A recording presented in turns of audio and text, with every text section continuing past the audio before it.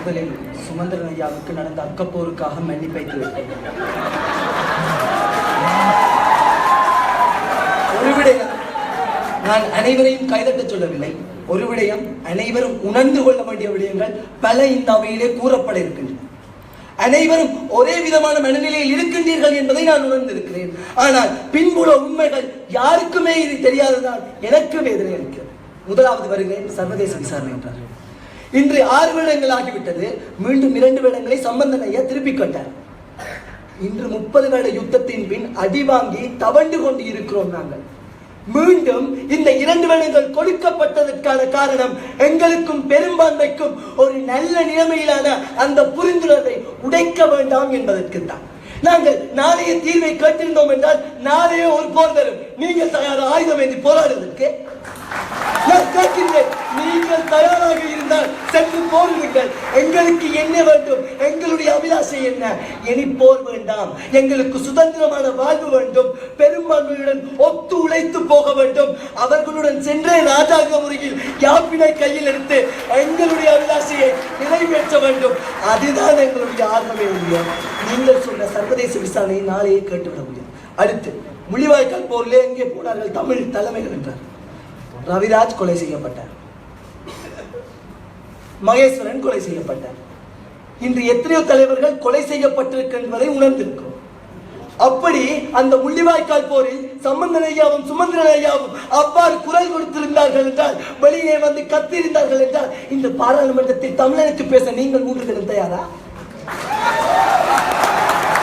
இல்லை, கேட்கிறேன். எல்லா தலைவர்களும் வந்து இங்கே பெரும்பான்மையால் சுட்டுக் கொல்லப்பட்டு விட்டோம். தூர நோக்குடன் சிந்திக்க வேண்டும். அங்கேதான் ஒரு தலைவனுடைய ஆளுமை இருக்கிறது.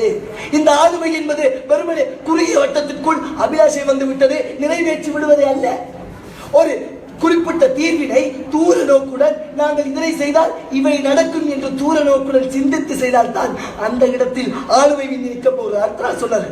விக்னேஸ்வரனுக்கு கால்விக்கம், பின்ன கால்விக்கம் என்றால் கால்விக்கம் தான் சொல்ல முடியும், வாய்விக்கம் என்றால் சொல்ல முடியும். கால்விக்கம் என்றால் யாராலும் நடக்க முடியாது, யாராலும் நடக்க முடியாது, குறிப்பிட்ட இடத்துக்கு செல்ல முடியாது. உண்மையை சொன்னதுக்காக வந்து இந்த அவையில கால்விக்கம் அதற்காக போகவில்லை, ஆளுமை இல்லை என்றார்கள்.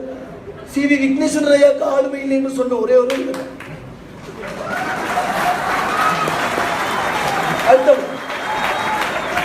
இன்றைக்கு காணாமல் போனோருக்கான தீர்வு. ஏதோ சுமந்திரனையா தன்னுடைய வீட்டில் காணாமல் போனவரை ஒழித்து வைத்துக் கொண்டு கொடுக்காமல் இருப்பது போல இன்று காணாமல் போனோருக்கு என்ன நடந்திருக்கின்றது என்பது மைத்ரிபால சிறிசேனா அவர்களுக்கே தெரியவில்லை. இன்று நாங்கள் அதற்காகத்தான் OMP என்ற அமைப்பை இன்று வரை தமிழுடைய பிரச்சனையை நாங்கள் இருந்து கேட்டு அவர்களுக்கான தீர்வினை கொடுத்துக் கொண்டிருக்கிறோம். இன்று கூறுகிறீர்களே உங்களுடைய கேட்பாப்புலவர் அந்த பெண்மணியை நம்பி ஐயா இங்கே வாதிட வந்திருக்கிறீர்கள். இல்லை, தெரியவில்லை. அந்த பெண்மணி கூறிவிட்டார். அந்த பெண்மணி கூறியவுடன் நாங்கள் வந்து இன்று கேட்பாப்புலவர் காணியை விடுவித்து அந்த பெண்மணியா என்று வந்து கழித்துக் கொண்டிருக்கிறார். நடுவர் அவர்களே, இங்கே கேட்பாப்புலவர் காணியாக இருக்கட்டும், இல்லை என்றால் 2009 யுத்தத்திற்கு பிறகு வந்த காணிகளில் 6000 ஏக்கர் காணிகள் விடுவிக்கப்பட்டன. விடுவிக்கப்பட்டதற்கு ஒட்டுமொத்த காரணம் தமிழ் தலைமைகள். உங்களுக்கு விடயம் தெரியாது என்பதற்காக தமிழ் தலைமைகளை ஆளுமையற்றவர்கள் என்று கூறினீர்கள் என்றால் அதை விட முட்டாள்தனம் எதுவும் இல்லை. ஒத்துக்கொள்கிறோம். இன்று எத்தனை ஏக்கர் காணிகள் விடுவிக்கப்படாமல் இருக்கிறது. ஆனால் 6000 ஏக்கரை விடுவித்து தந்தது தமிழ் தலைமைகள். எவ்வாறு ஆளுமை இல்லையா இல்லை என்ற ஒரு விடயத்தை முன்வைக்க முடியும் என்பது என்னுடைய அடுத்த கேள்வி. அடுத்தது, இன்று எங்களுக்கு ஆளுமை இல்லை என்று கூறிக்கொண்டிருக்கிறார்கள். 2010 தேர்தலில் தமிழ் தேசிய கூட்டமைப்புக்கு ஓட்டு போட்டதும் இதே தமிழன் தான். 2015 தேர்தலிலும் ஓட்டு போட்டது இதே தமிழன் தான்.